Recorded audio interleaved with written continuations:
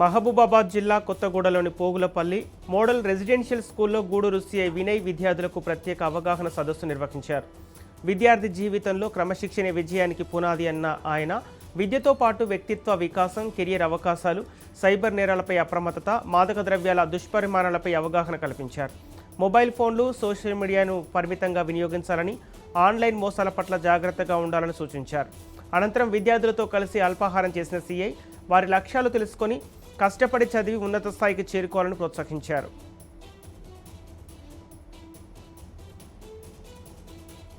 భువనగిరిలోని ఓ private function హాల్లో జిల్లా SP ఆకాంక్షి Yadav ఆధ్వర్యంలో సైబర్ నేరాల నివారణ, నియంత్రణపై అవగాహన సదస్సు నిర్వహించారు. ఈ కార్యక్రమంలో పోలీసు అధికారులు, ప్రజాప్రతినిధులు, వ్యాపారులు, విద్యార్థులు పెద్ద సంఖ్యలో పాల్గొన్నారు. పెరుగుతున్న సైబర్ మోసాల పట్ల ప్రజలు అప్రమత్తంగా ఉండాలని సూచించిన ఎస్పీ అపరిచిత లింకులను క్లిక్ చేయొద్దని, ఓటీపీలు, బ్యాంకు వివరాలను ఎవరికీ వెల్లడించొద్దని హెచ్చరిస్తున్నారు. సైబర్ మోసానికి గురైతే వెంటనే హెల్ప్ లైన్కు ఫిర్యాదు చేయాలని సూచించారు.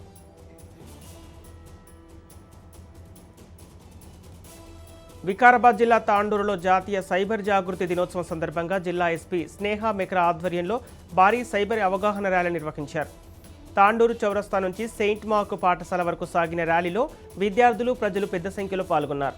అనంతరం సైబర్ మోసాల నుంచి రక్షణకు అప్రమత్తత, అవగాహనే కీలకమని ఎస్పీ తెలిపారు.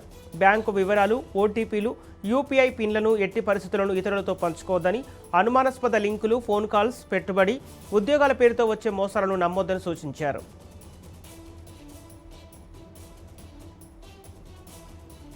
పెద్దపల్లి జిల్లా రామగుండం మున్సిపల్ కార్పొరేషన్ కార్యాలయం ఎదుట లక్ష్మీపురం గ్రామానికి చెందిన మోగిలి కుటుంబ సభ్యులు నిరసనకు దిగారు. తమ ఇంటి ఆవరణలో ఇతరులు నిర్మాణం చేపడుతున్నారని ఫిర్యాదు చేయగా మున్సిపల్ అధికారులు ఎలాంటి ముందస్తు సమాచారం ఇవ్వకుండా తమ నివాసాన్ని కూల్చివేశారని ఆరోపించారు. ఇల్లు కూల్చివేత సమయంలో బంగారు ఆభరణాలు, విలువైన వస్తువులు కనిపించకుండా పోయాయని వారు ఆవేదన వ్యక్తం చేశారు. సమస్యపై న్యాయం కోరుతూ కార్యాలయానికి వచ్చిన అధికారులు నిర్లక్ష్యంగా వ్యవహరిస్తున్నారని ఆరోపించిన కుటుంబ సభ్యులు తమకు తక్షణమే న్యాయం చేయాలని డిమాండ్ చేశారు. కొమరంభీం ఆసిఫాబాద్ జిల్లా కాగజ్ నగర్లో పేకాట ఆడుతున్న 19 మందిని పోలీసులు అరెస్ట్ చేశారు. ఓ ప్రైవేట్ ఫంక్షన్ హాల్లో జూదం జరుగుతోందన్న పక్కా సమాచారంతో టౌన్ సిఐ ప్రేమ్ కుమార్ ఆధ్వర్యంలో పోలీసులు దాడులు నిర్వహించారు.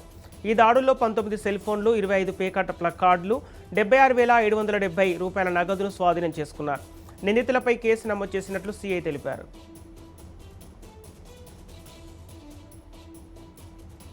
నిజామాబాద్ తెలంగాణ యూనివర్సిటీలో 2013లో జరిగిన అధ్యాపకుల నియామకాల వ్యవహారం మరోసారి తెరపైకి వచ్చింది. నియామకాల్లో రిజర్వేషన్ నిబంధనలు, రోస్టర్ విధానం సక్రమంగా పాటించలేదంటూ బాధితుడు అంగోతు వెంకట్ నాయక్ జాతీయ ఎస్టీ కమిషన్ను ఆశ్రయించారు.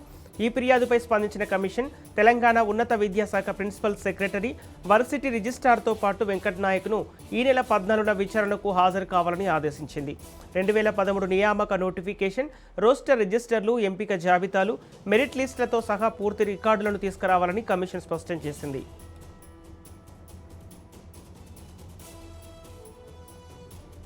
ఖమ్మం జిల్లా మదిరలోని యూనియన్ బ్యాంక్ ఆఫ్ ఇండియా బ్రాంచ్లో షార్ట్ సర్క్యూట్ కారణంగా అగ్ని ప్రమాదం చోటు చేసుకుంది. బ్యాంకులో నుంచి కాలిన వాసన రావడంతో స్థానికులు వెంటనే ఫైర్ సిబ్బందికి సమాచారం అందించారు. దీంతో అక్కడికి చేరుకున్న అగ్నిమాపక సిబ్బంది మంటలను అదుపులోకి తీసుకొచ్చారు. ఈ ఘటనలో ఏసీలు, క్యాష్ కౌంటర్లు, కంప్యూటర్లు, కొన్ని ఫైల్స్ దగ్ధమైనట్లు అధికారులు తెలిపారు. అయితే నగదు, బంగారం భద్రపరిచిన లాకర్కు ఎలాంటి నష్టం జరగలేదని వెల్లడించారు. అగ్ని ప్రమాదంలో జరిగిన ఆస్తి నష్టంపై ఫైర్ సిబ్బంది విచారణ కొనసాగిస్తున్నారు.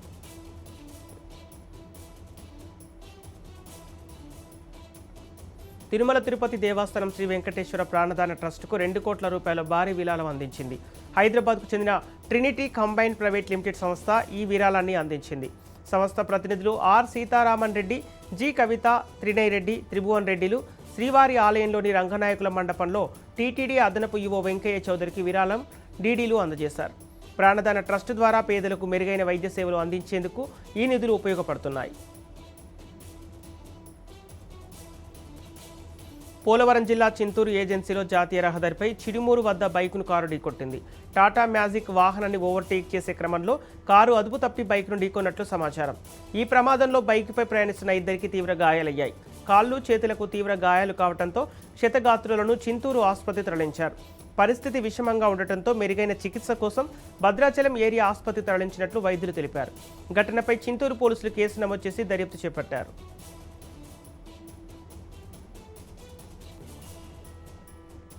మహబూబాబాద్ జిల్లా గూడూరు రేంజ్ పరిధిలోని భూపతిపేట గ్రామంలో వ్యవసాయ బావిలో మొసలి కలకలం రేపింది. రైతు దేశిడి జితేందర్ రెడ్డి బావిలో మొసలిని గుర్తించి వెంటనే అటవీశాఖ అధికారులకు సమాచారం అందించారు. ఘటనా స్థలికి చేరుకున్న ఫారెస్ట్ సిబ్బంది ప్రత్యేక చర్యలు చేపట్టి మొసలిని సురక్షితంగా బంధించారు. అనంతరం మొసలికి ప్రథమ చికిత్స అందించి ప్రత్యేక వాహనంలో నర్సంపేట రేంజ్ పరిధిలో పాకాల సరస్సుకు తరలించారు. మొసలి పట్టుబడటంతో గ్రామస్తులు, రైతులు ఊపిరి పీల్చుకున్నారు.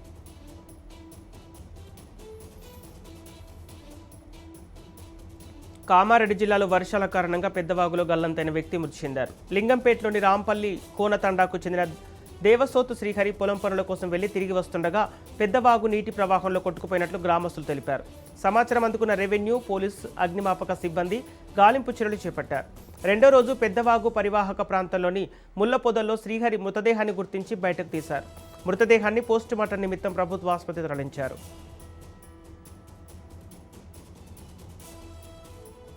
బండి హైడ్రాలిక్ రిపేర్ విషయంలో మొదలైన వివాదం చివరకు రెండు వర్గాల మధ్య ఘర్షణకు దారితీసింది. బండి యజమాని వర్గం, షాప్ మెకానిక్ మధ్య మాటామాటా పెరిగి దాడులకు దారితీసింది. మెకానిక్ షెడ్డుతో పాటు ఆఫీస్పై దాడి చేసి అద్దాలు ధ్వంసం చేసినట్లు సమాచారం.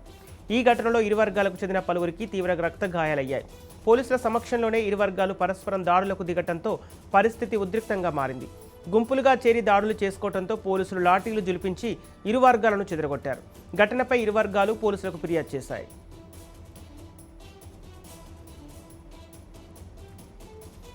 డాక్టర్ బిఆర్ అంబేద్కర్ కోనసీమ జిల్లా ముమ్మిడివరం మండలం చెయ్యేరు గన్నపల్లి గ్రామంలో ఆషాఢమాసం సందర్భంగా గ్రామ దేవత శ్రీ సత్యమ్మ తల్లికి భక్తులు ఘనంగా సారె సమర్పించారు. గ్రామంలోని మనుములమ్మ ఆలయం నుంచి పసుపు, కుంకుమ, పట్టుబట్టలతో ఊరేగింపుగా బయలుదేరి సత్యమ్మ తల్లి ఆలయానికి చేరుకొని ప్రత్యేక పూజలు నిర్వహించారు. 1974లో ప్రతిష్ఠించిన ఈ ఆలయానికి 53 ఏళ్ల చరిత్ర ఉందని ఆలయ నిర్వాహకులు తెలిపారు. అమ్మవారిని దర్శించుకొని మొక్కులు చెల్లించుకుంటే విద్య, ఉద్యోగం, వ్యవసాయం, వ్యాపారం, సంతానం వంటి కోరికలు నెరవేరుతాయని భక్తుల విశ్వాసం అన్నారు.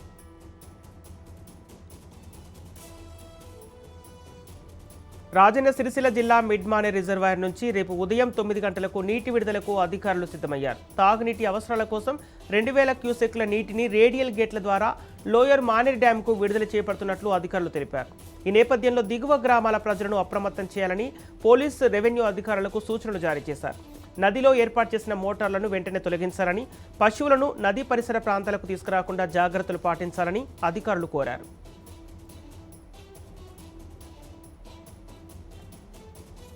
నంద్యాల జిల్లా ఆత్మకూరు అటవీశాఖ డివిజన్ పరిధిలో ఓ వ్యక్తి వద్ద పులిగోర్లు లభ్యం కావడంతో అటవీశాఖ అధికారులు వెంటనే రంగంలో దిగి అతడిని అదుపులోకి విచారిస్తున్నారు. మరోవైపు నాగార్జున సాగర్, శ్రీశైలం టైగర్ రిజర్వ్ పరిధిలో వరుసగా పులుల మరణాలపై డిప్యూటీ సీఎం పవన్ కళ్యాణ్ ఆగ్రహం వ్యక్తం చేశారు.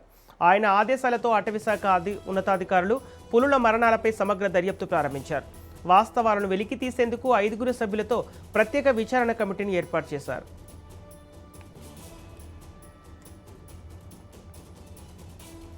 విజయవాడ శ్రీ దుర్గమల్లేశ్వర స్వామి దేవస్థానంలోని లగేజ్ క్లాక్ రూమ్ల వద్ద అదనపు వస్తువులపై భక్తులు ఆగ్రహం వ్యక్తం చేస్తున్నారు.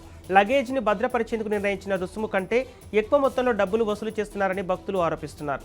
10 రూపాయల రుసుము ఉన్న చోట 20 రూపాయల వసూలు చేస్తున్నారని, అంతేకాకుండా ఒకరోజు ఇవ్వాల్సిన టోకెన్లను మరుసటి రోజు తేదీతో అందిస్తున్నారని భక్తులు అన్నారు. కొవ్వూరు నుంచి వచ్చిన భక్తుడు శ్రీకాంత్ ఈ సమస్యపై స్పందించారు.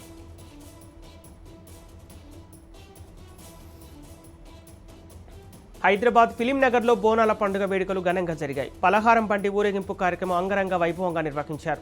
ఎంఆర్పీఎస్ ఫిలిం నగర్ డివిజన్ అధ్యక్షుడు బొప్పారం వేణుకుమార్ ఆధ్వర్యంలో జరిగిన ఈ కార్యక్రమంలో భక్తులు పెద్ద సంఖ్యలో పాల్గొన్నారు. మాజీ ఎమ్మెల్యే చింతల రామచంద్రారెడ్డి, టీపీసీసీ కార్యదర్శి విజయారెడ్డి, మాజీ కార్పొరేటర్ వెల్దండ వెంకటేష్ హాజరై అమ్మవారికి ప్రత్యేక పూజలు నిర్వహించారు.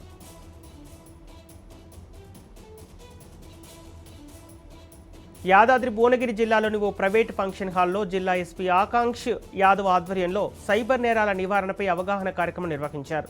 ఈ సదస్సుకు పోలీసు అధికారులు, ప్రజాప్రతినిధులు, విద్యార్థులు పెద్ద సంఖ్యలో హాజరయ్యారు. పెరుగుతున్న సైబర్ మోసాల పట్ల ప్రజలు అప్రమత్తంగా ఉండాలని ఎస్పీ సూచించారు. అపరిచిత లింకులపై క్లిక్ చేయవద్దని, ఓటీపీలు, బ్యాంకు ఖాతా వివరాలను ఎవరితోనూ పంచుకోవద్దని హెచ్చరించారు. సైబర్ నేరానికి గురైతే వెంటనే 1930 హెల్ప్ లైన్ సంప్రదించాలని తెలిపారు.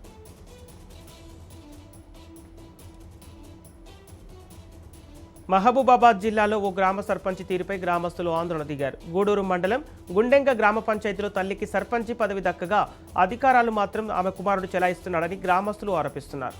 పంచాయతీ చెక్కులు, అధికారిక తీర్మానాలపై సర్పంచ్ స్థానంలో ఆమె కుమారుడు సంతకాలు చేస్తున్నాడని ఆరోపిస్తూ గ్రామస్తులు, వార్డు సభ్యులు పంచాయతీ కార్యాలయం ఎదుట నిరసన చేపట్టారు. నిబంధనలకు విరుద్ధంగా వ్యవహరిస్తున్న వారిపై చర్యలు తీసుకోవాలని డిమాండ్ చేశారు.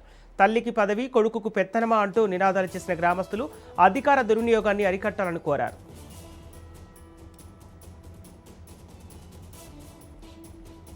నారాయణపేట జిల్లాలో సైబర్ నేరాలపై అవగాహన కార్యక్రమం ఘనంగా నిర్వహించారు. సురక్ష తిరంగా సైబర్ స్వతంత్ర తెలంగాణ కార్యక్రమంలో జిల్లా collector Priyanka, SP doctor Vineeth పాల్గొని ప్రజలు, విద్యార్థులకు సైబర్ మోసాలపై అవగాహన కల్పించారు.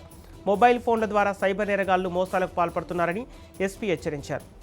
ఆగు, ఆలోచించు, నిజం నిర్ధారించు అనే సూత్రాన్ని ప్రతి ఒక్కరూ పాటించాలని సూచించారు.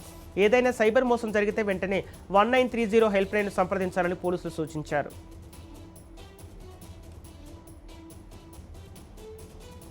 కామారెడ్డి జిల్లాలో అంతరాష్ట్ర నేరాలకు పాల్పడుతున్న ముఠాను పోలీసులు పట్టుకున్నారు. మహారాష్ట్ర, పశ్చిమ బెంగాల్కు చెందిన 5 నిందితులను కామారెడ్డి టౌన్ పోలీసులు అరెస్ట్ చేశారు. ఇంటి చోరీలు, హాత్ సఫాయి, బాబాగిరి దోపిడీ కేసులో నిందితులు ప్రమేయం ఉన్నట్లు పోలీసులు గుర్తించారు. వారి నుంచి 15,000 రూపాయల నగదు, వెండి, పట్టగొలుసు, బంగారు ఆభరణాలు, 3 సెల్ ఫోన్లు స్వాధీనం చేసుకున్నారు. తెలంగాణతో పాటు మహారాష్ట్ర, ఆంధ్రప్రదేశ్, ఛత్తీస్గఢ్, ఉత్తరప్రదేశ్, బీహార్, రాజస్థాన్, గుజరాత్, ఢిల్లీ, కర్ణాటక, తమిళనాడు తదితర రాష్ట్రాల్లో ఈ ముఠా సుమారు 80 నేరాలకు పాల్పడినట్లు పోలీసులు తెలిపారు.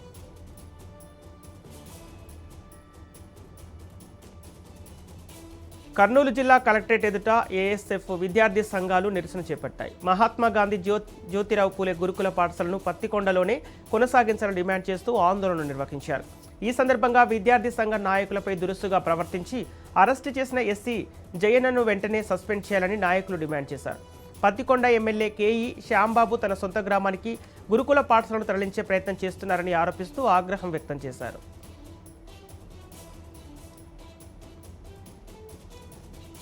రాజన్న సిరిసిల్ల జిల్లా రాజకీయాల్లో మాటల యుద్ధం ముదురుతోంది. ప్రభుత్వ వైపు ఎమ్మెల్యే ఆది శ్రీనివాస్ చేసిన ఓ వ్యాఖ్య ఇప్పుడు రాజకీయ వివాదానికి దారితీసింది. నిజామాబాద్ ఎంపీ ధర్మపురి అరవింద్పై విమర్శలు చేస్తూ విడుదల చేసిన వీడియోలో ప్రధాని నరేంద్ర మోదీని ఉద్దేశించి మీ భారత ప్రధాని అని సంబోధించడం వివాదాస్పదమైంది. ఈ వ్యాఖ్యలపై జిల్లా బీజేపీ శ్రేణులు తీవ్ర అభ్యంతరం వ్యక్తం చేస్తున్నాయి. జిల్లా బీజేపీ అధ్యక్షుడు రెడ్డబోయిన గోపి స్పందిస్తూ మీ భారత ప్రధాని అంటే మరి మీదే దేశం అంటూ ఆది శ్రీనివాస్ తీవ్ర విమర్శలు చేశారు. దేశ ప్రధానిని అవమానించేలా వ్యాఖ్యలు ఉన్నాయని ఆరోపించారు.